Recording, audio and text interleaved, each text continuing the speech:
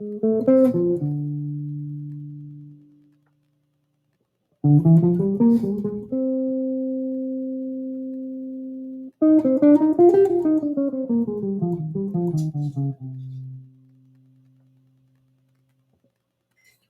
everybody. Looks like we're live.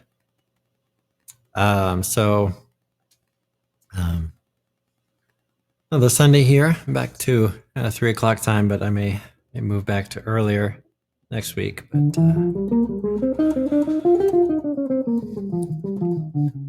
I'll play around a little bit, a little noodling.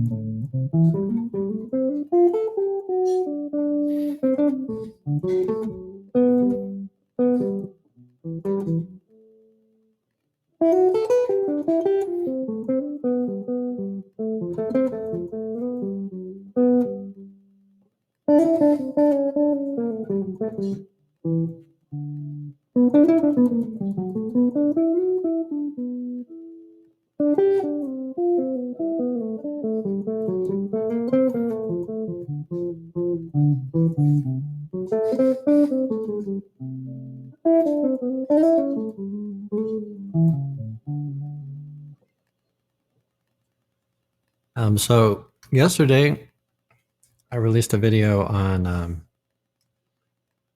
Bright Size Life, kind of at the request of a viewer. So down in the comments on the Bright Size Life melody video, which I intend to update that video at some point. Although I think it is a pretty effective video, but there's some things I'd like to improve about it.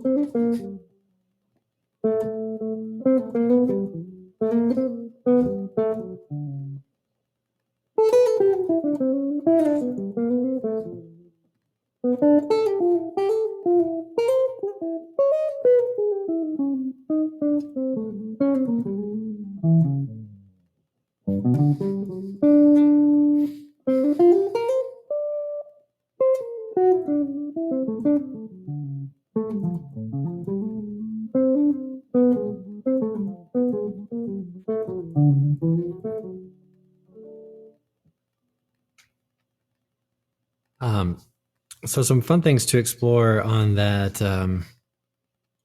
tune, Bright Size Life. One thing I did there, and I think I mentioned it at the beginning of the video, is kind of the use of thinking about triads and then like kind of a bass note. So let's say you have a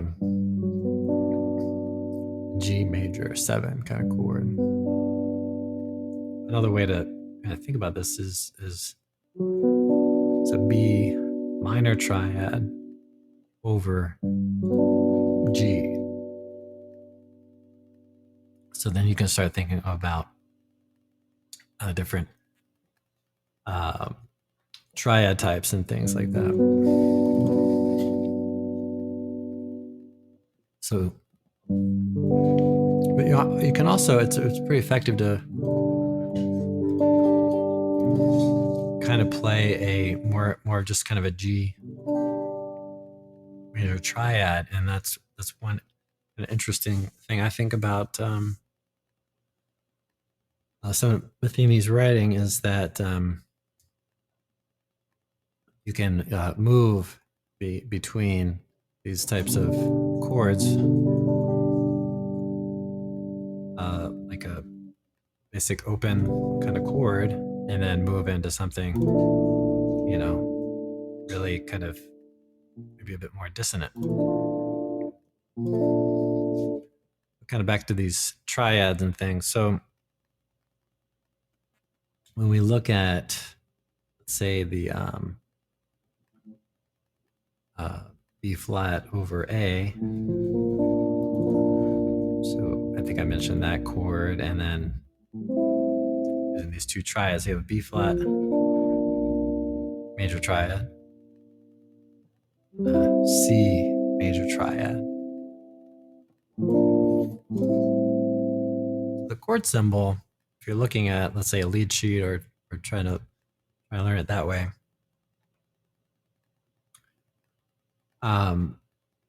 you might say, okay, well, the chord says B flat major 7 flat 5 over A. So then I hope my audio and everything's coming through okay. Let me do a quick check on that, and everything's all right here. Looks like it's okay. So you might say at a given moment of time, maybe you need to like fulfill all of those things, which you can work to do. But if you take a triad and over time, maybe bounce back and forth between these two shapes. So trying this out, this is second, third, and fourth string here. And so it's a B flat major triad, second inversion. And then we're using the open string, right? So that gives you that sound. So it's kind of, you might think of it too as third inversion, B flat major 7.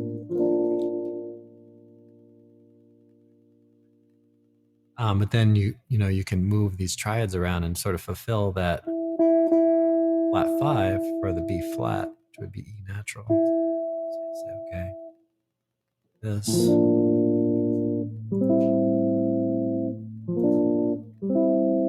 You might think of it a little more as a sharp 11 because we have the 5th here as well. So,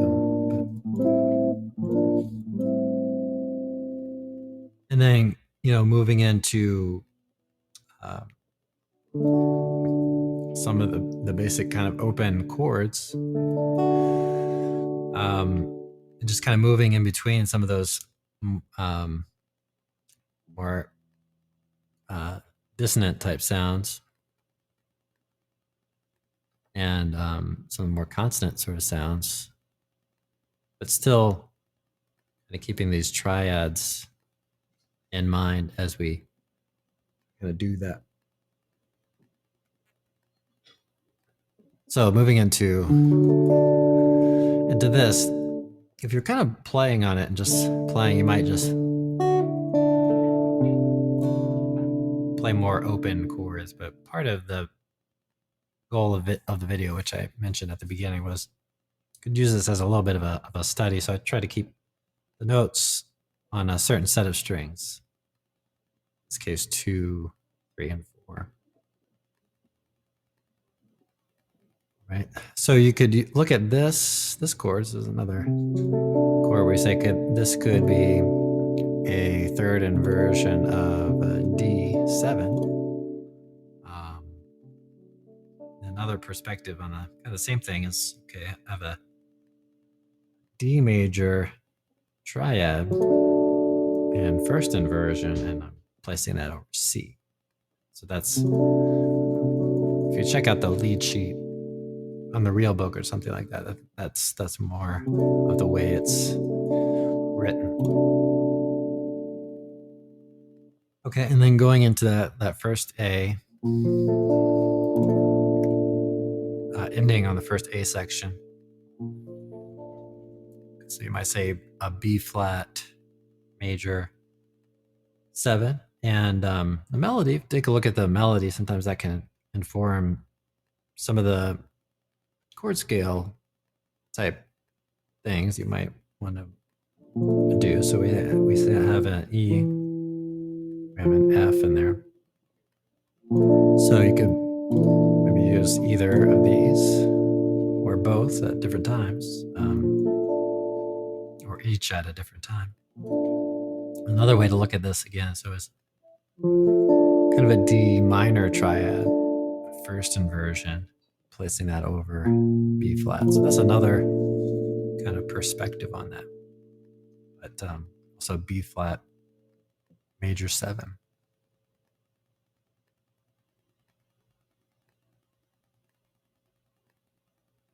All right, so just maybe a little bit of a a rundown on a couple of the things, and then G over B. I was originally going to write this voicing, and then I thought, well,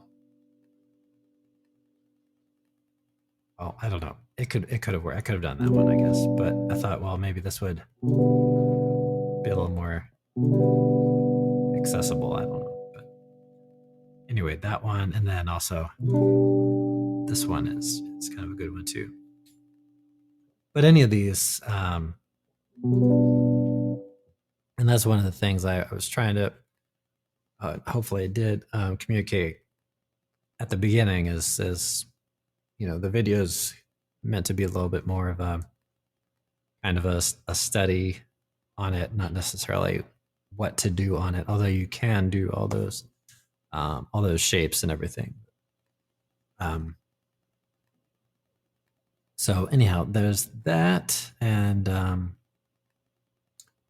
so maybe I'll talk a little bit about the bridge. So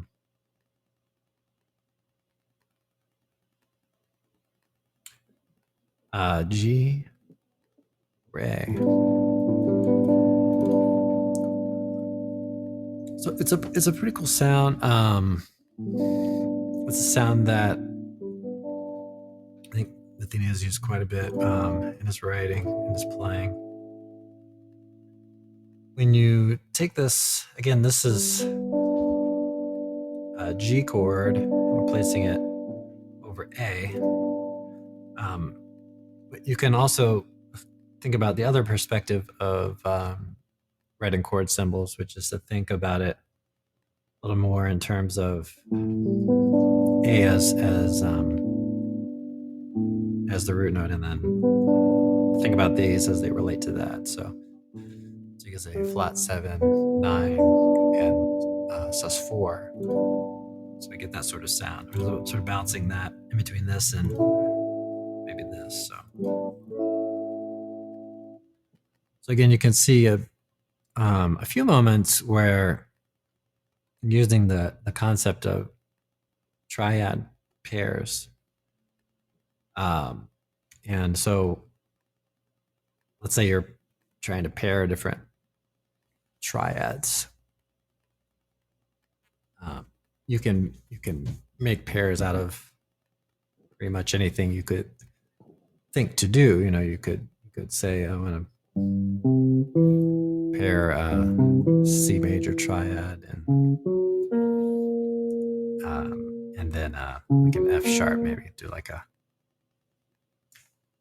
create some runs on those on that pair of triads. But generally, when folks are talking about triad pairs, I think the most common usage is 2 major triads that are a whole step apart from one another. So we've seen a couple of examples with that, where you say, okay, like I was talking about earlier, the A, so B flat over A, and then the C over A, right?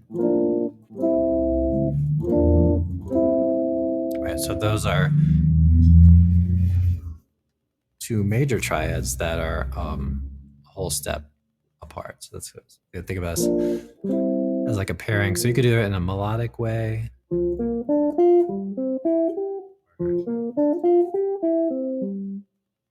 or you could do it in more of a harmonic way, like we're talking about here. With that G over A, and then basically just A, right? So we get a little tension. The sound of it is kind of tension and suspended sort of sound, and then to the major E major triad. Okay, and then the next one does that as well. It's the same thing relative, right? So we have an F major triad over G. It's the same kind of effect. And then we have just the G major triad. I shouldn't say just the G major triad, but so it's sort of, you play a chord that is maybe simply a triad.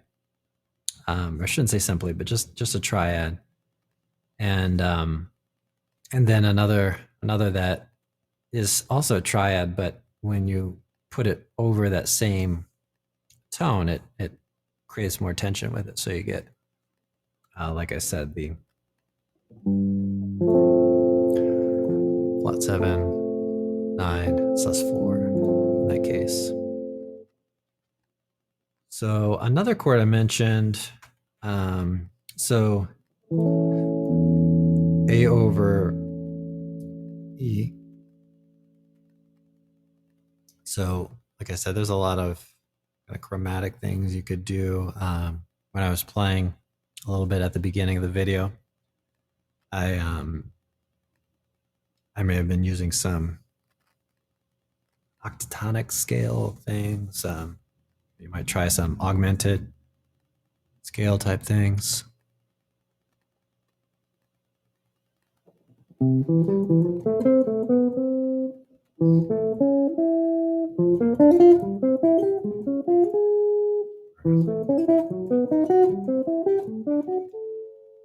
Maybe use some triads, but that part of the tune, just as my general impression from listening to a bunch of different versions, it gets really, fairly dissonant in that area, and I may at some point try to figure out the specifics of what they're doing, but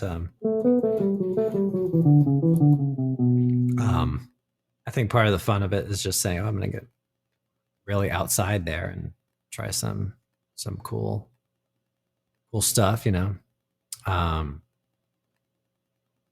said, octatonic scales, just chromatic kinds of thing.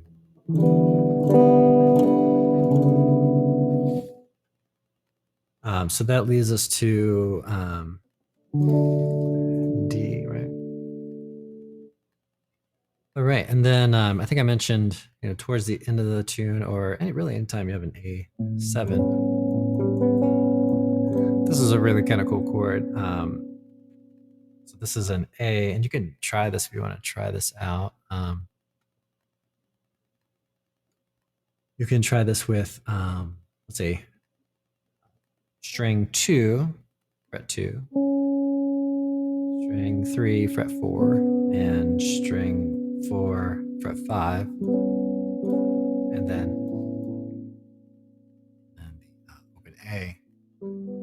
I think in the video, I think I played the A down here, but either way, if you're finding this hard to do, you can take advantage of that open A. The kind of cool chord is this one. Just get the 13 in there.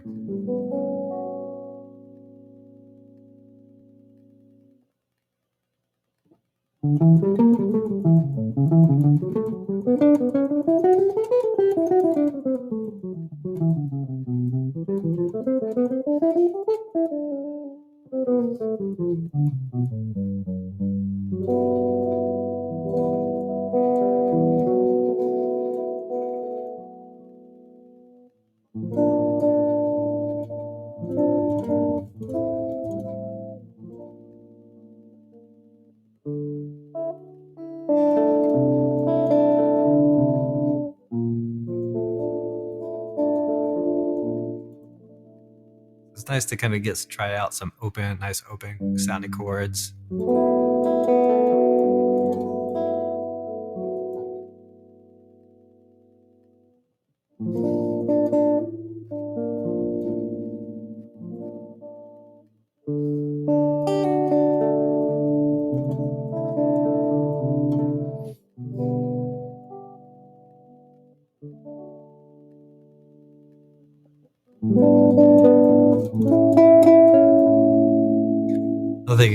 I think I mentioned working on maybe having different triads and things. So let's say you say, okay, G over A, A. So you might do move different,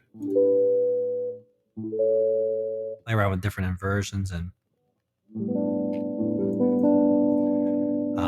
maybe even adding another tone to it. So you say, okay, what if I played an add 9 on that? That's kind of gives me the A there. Now this part of the triad goes really inside, and this one feels outside. This note down here or up here. There's so different kind of things you can try. So, kind of cool thing about some of these triads and things, you might say, oh well, maybe we'll use this and play, I don't know, so once you kind of get a shape going, you could try moving it around, see if you can get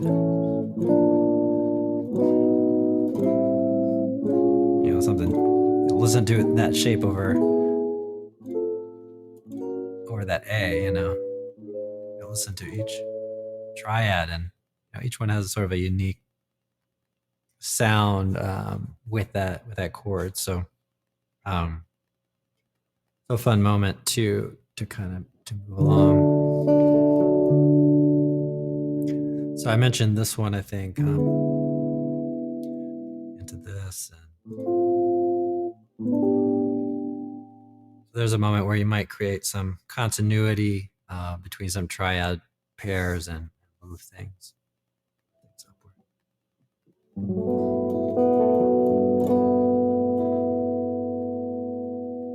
And just taking advantage of open strings, the key of D, key of G,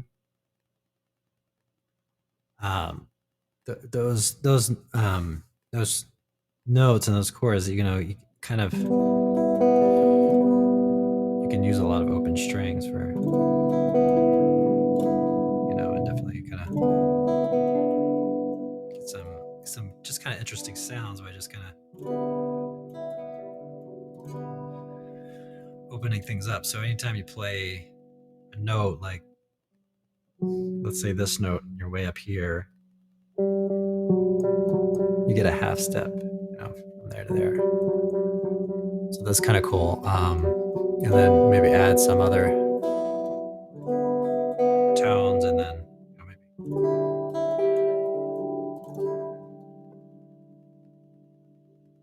this area in here too.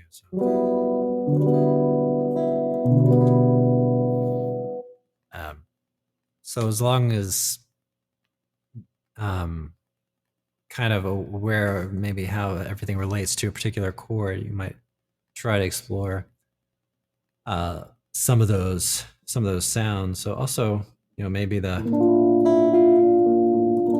an interesting sound. So it was A, B flat major triad, and maybe playing that flat 5 or that sharp 11 up here, first string. Or maybe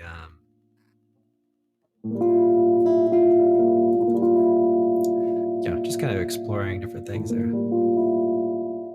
It's kind of cool. So I just took this finger off and just say, how does that G kind of relate to that? So get the 13.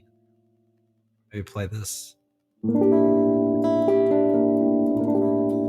it's kind of a fun spot to explore some things where you could get these sort of interval sounds that are kind of hard to do just with the hand on its own, but you have all these notes over here that the guitar is just kind of holding there for us all the time. So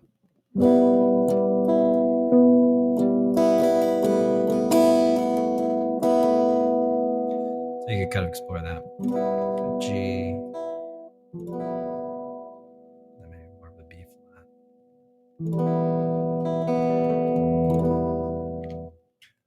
So that's another thing I was we're going to try to communicate, which was just um, it's not necessarily the purpose of the video to say play this on this and this there, but kind of some suggestions, maybe get folks started on things. And then like we said, or I may have played a little bit earlier, we have this D chord. You know, you might suspend it there, you know. Explore those kinds of sounds. Or maybe took this finger off here. So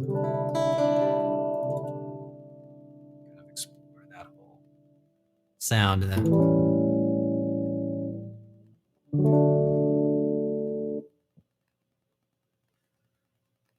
so there's a certain I say kind of concept there, and as far as my understanding of it, which is all I can really share, but let's say you take the tunes of Cole Porter, or those sort of maybe popular tunes that jazz musicians or improvisers went to play, you know.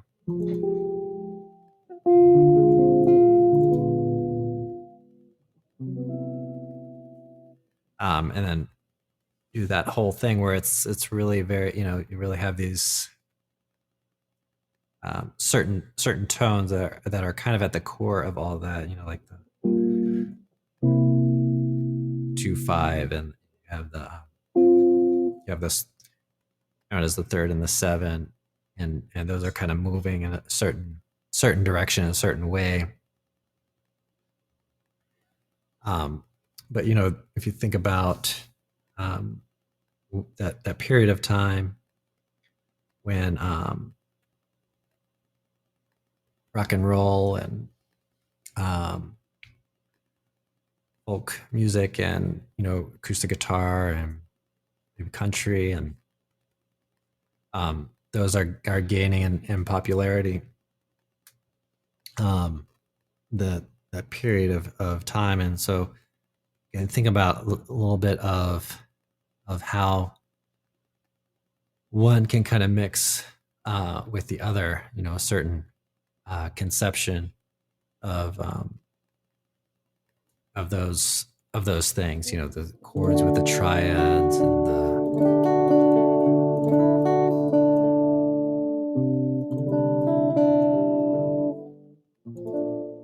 you know, and then also just the aural effect of sitting on certain chords for a moment, and maybe having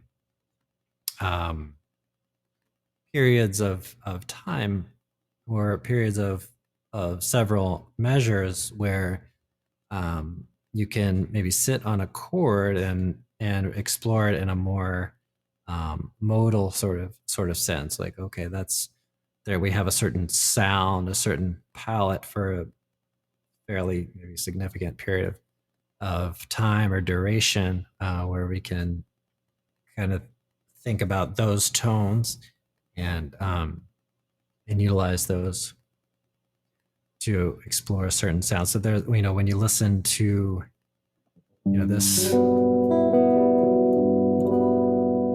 really have an opportunity to play on that, you know, for a bit of time, and then,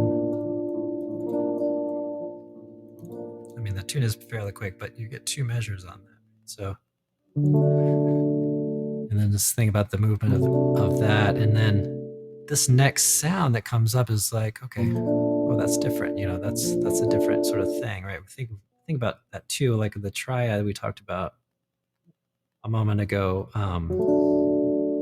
We have a D major triad, right? And then put that over C, and then we end up getting like a minor, D minor triad, right? So that's significant. So it's going from major to minor, and then we're putting that over that uh, B flat there. So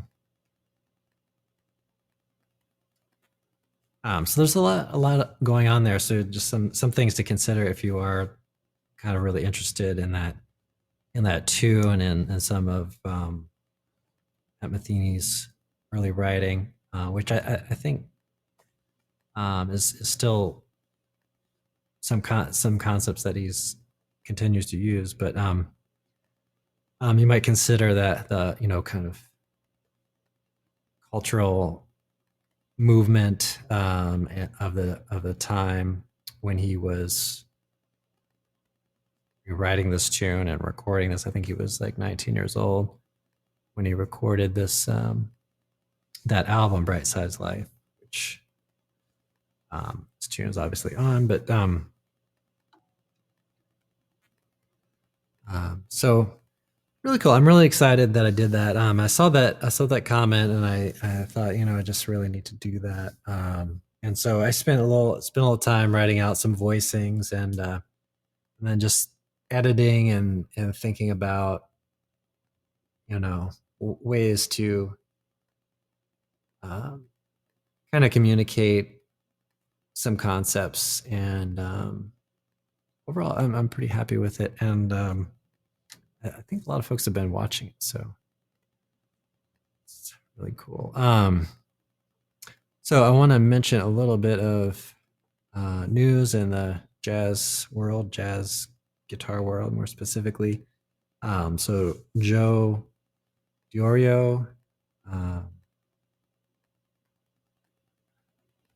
I believe, passed away earlier this week. I just confirmed it, for myself this morning. But passed away earlier this week. So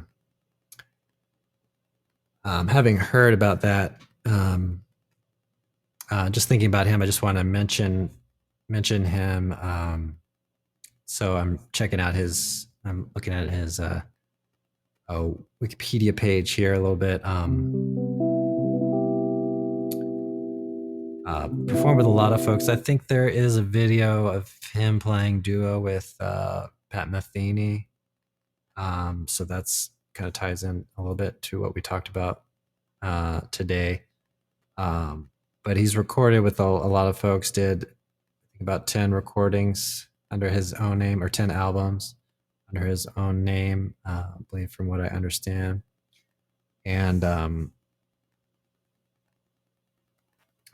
sound like he played with a bunch of really great folks, including guitarist Mick Goodrick, Pat Metheny, like I mentioned, but a lot of jazz musicians, Sonny Stitt, Hal Crook, Eddie Harris, to name a few. So it sounds like in 2005, he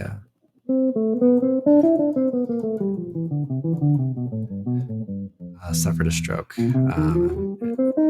struggled with the use of his left hand. So that's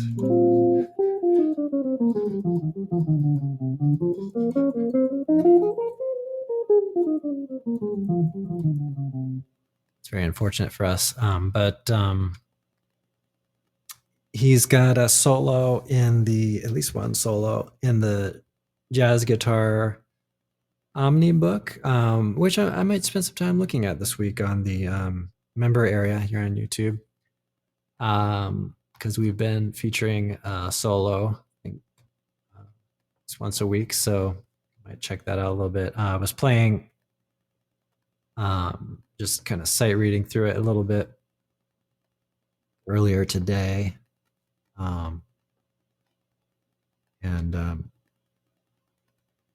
really cool lines in it. So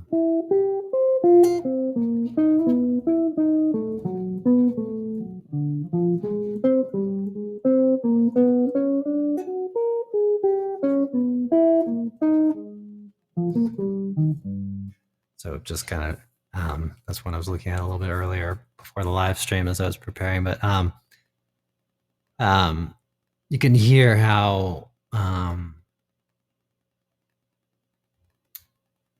of when I say modern, that that sound and those collection of intervals are so it's pretty cool.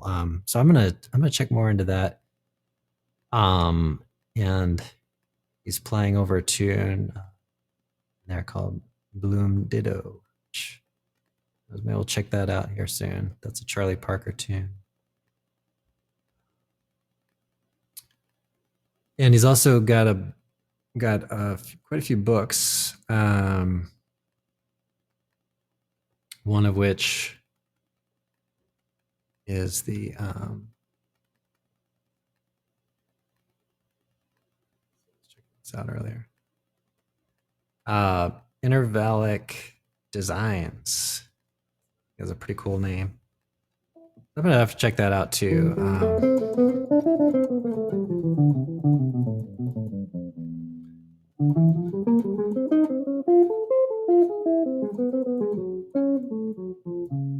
So I'll have to check that out and see what we can find on there. But let me see if I can get a picture of Joe Diorio here. He also taught at Guitar Institute of Technology and published several books and videos and things. I remember checking out his video. I know I have a VHS of his that I used to look at. And maybe I'll try to check that out. I don't know if I even have a VHS player anymore, but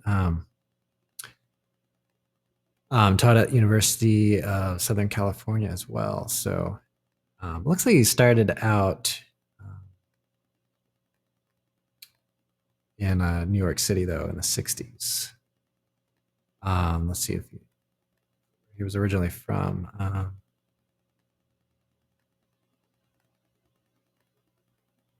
see that, but Cincinnati or Connecticut, sorry, excuse me. Connecticut. Waterbury, Connecticut. So okay, so not so far from New York then. Oh, hi John, thanks for writing in. Appreciate it. Yeah, I'm doing well. Hope you're doing well too.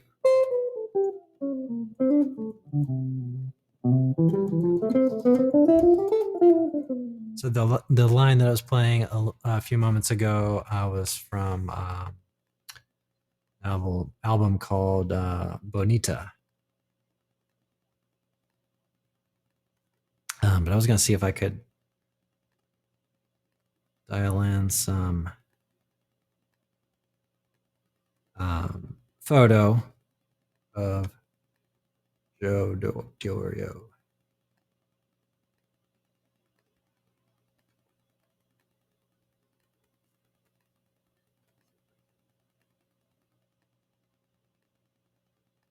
There's got a Facebook page.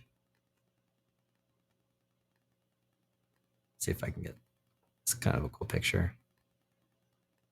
If I can get this.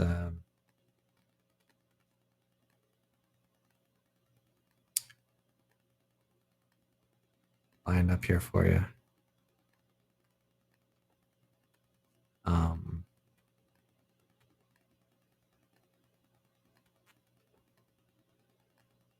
Let's see here.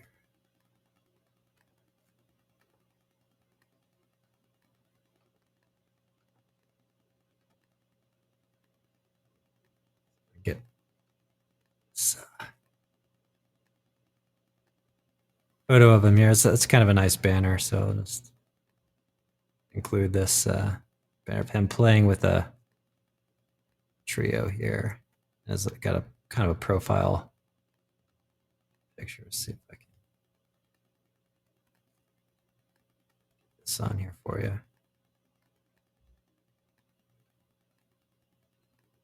Where exactly to put it, but there we go. Try that out. That's Joe Diorio. Guessing that's an ES 175. Tell me if I'm wrong.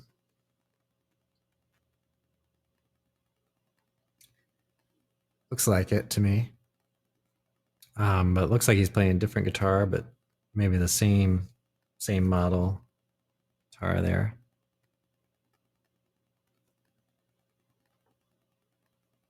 That's Joe Diorio.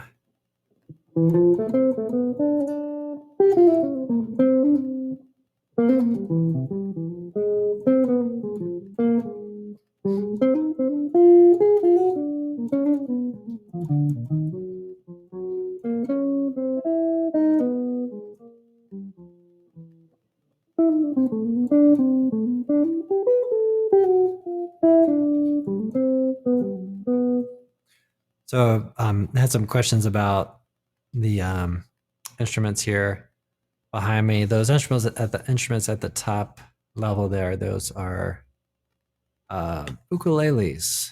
So I had some questions about that. Yeah, ukuleles, and then got some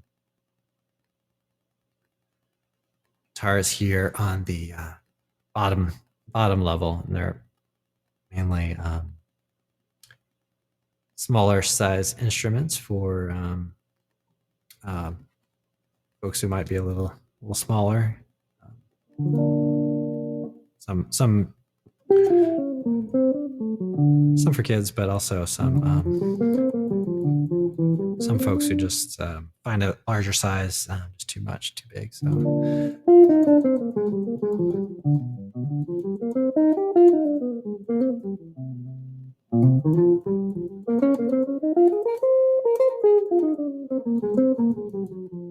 So a couple things I'll mention as things that coming out. So I did a video on Wes Montgomery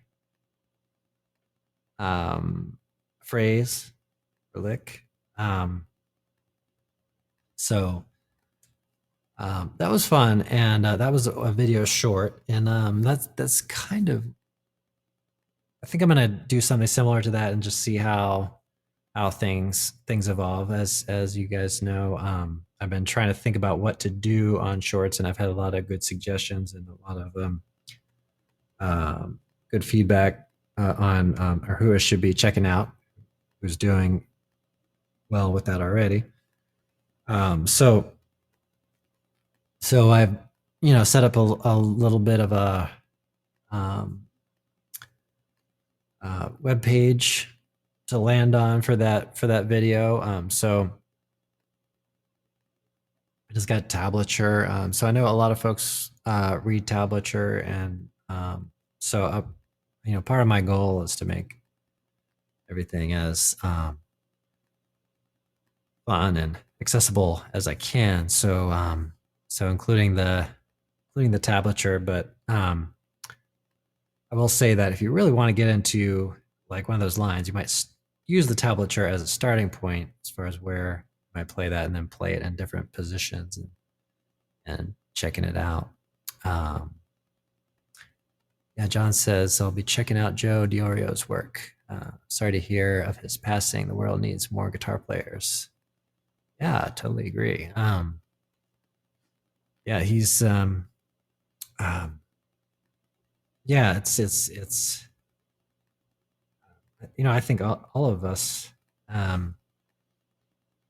guitarists, we're all striving to do something good, trying to, I think most of us, and I think studying music and sharing music, whether it's by playing or composing or doing teaching or whatever we're doing, it has a really positive impact on the world. So totally agree.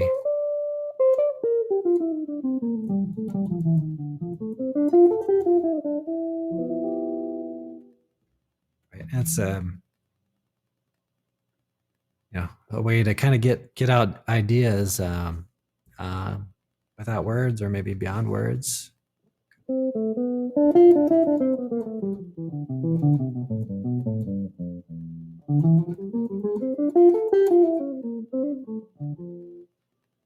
Um, yeah, I mean the I try to keep up a little bit with current events and stuff, and just there's a lot of trouble around. So I guess we try to do our part.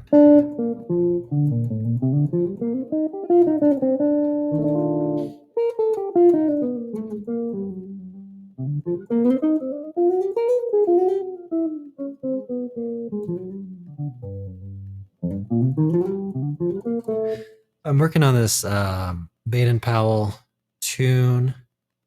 I'm working on it for about a week. I feel like I probably need to work on it for another week. But I intend to maybe do a playthrough on it, so keep an eye out for that later this week. And I'm gonna try to do it on a traditional nylon string, which is just part of trying to get used to that a little bit. It's going pretty well, but it's a little bit of an adjustment there. But I'm gonna try to do that tune, and then I'm gonna try to do some more shorts. So I've been investing a lot of time in the member area, and so I think I'm gonna try to strike maybe a little more balance into things, and so I'm finding that making a lot of videos that folks may not even have a chance to even watch. So I think I might just adjust a little bit of my my routine. So strike a little balance here with that. So.